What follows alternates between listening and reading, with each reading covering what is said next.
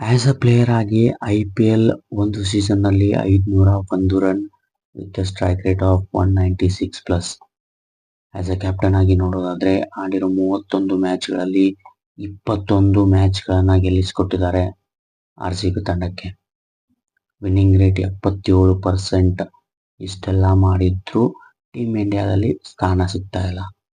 ರಜತ್ ಪತಿದಾರ್ ಅವರು ಮಾಡಿರೋ ತಪ್ಪಾದ್ರೂ ಏನು? RCB ಪ್ಲೇಯರ್ಸ್ಗೆ ಚಾನ್ಸ್ ನೀಡೋದೇ ಇಲ್ವಾ? RCB ತಂಡವನ್ನು ಅದ್ಭುತವಾಗಿ ಮುನ್ನಡೆಸಿದಂತಹ ರಜತ್ ಪತಿದಾರ್ ಅವರು ಎಷ್ಟೋ ಪ್ರೆಷರ್ ಮ್ಯಾಚ್ನಲ್ಲಿ ಅದ್ಭುತವಾಗಿ ಟೀಮ್ನ ಹ್ಯಾಂಡಲ್ ಮಾಡ್ತಾರೆ. ತಮ್ಮ ಬ್ಯಾಟ್ನ ಮೂಲಕ ಕೂಡ ಉತ್ತರವನ್ನ ನೀಡಿದ್ದಾರೆ. ಇಷ್ಟೆಲ್ಲ ಮಾಡಿದ್ರು ಅವ್ರಿಗೆ ಆ ಚಾನ್ಸ್ ಸಿಗ್ತಾ ಇಲ್ಲ. ಫಸ್ಟ್ ಕ್ಲಾಸ್ ಕ್ರಿಕೆಟ್ನಲ್ಲಿ IPLನಲ್ಲಿ ಆಸ್ ಅ ಕ್ಯಾಪ್ಟನ್ ಆಗಿ ಅವರು ಆಡಿರೋ ಪಂದ್ಯಗಳಲ್ಲಿ ಅದ್ಭುತವಾಗಿ ಪ್ರದರ್ಶನ ಕಂಡ್ರೂ ಕೂಡ ಅವರ ಮೇಲೆ BCCI ಸೆಲೆಕ್ಟರ್ಸ್ ಕಣ್ಣಿಲ್ಲ.